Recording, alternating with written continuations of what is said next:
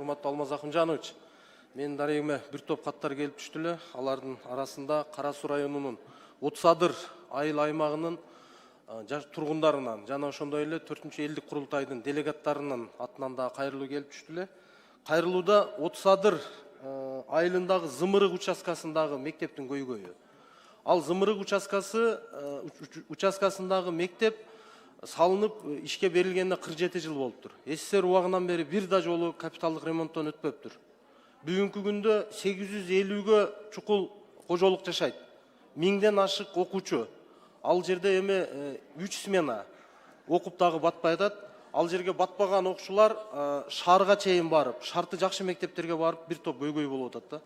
Ошондуктан азыркы күндө абал өтө начар, чатырынан суу түшүп, бүгүнкү күндө окуучулар өтө бир ыңгайсыз абалга калыптанып атат. Ошон үчүн тез аранын ичинде ошону быйылкы титулга киргизип, жок дегенде бир 375 орунду заманбап, бардык шарты менен туура келе турган акыркы үлгүдө бир мектеп салып берсек.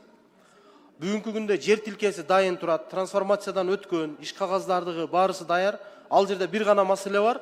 Ошол жерде Утсадыр Кызыл Абад 35 киловаттык чоң аба чубалгысы өткөн. Ошол жердеги номер 8 жана 9 чоң баягы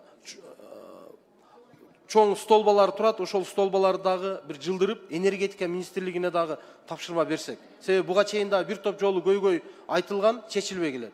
Урматтуу Жылдыз Талайбековна, протоколдук тапшырма берип койсоңуз.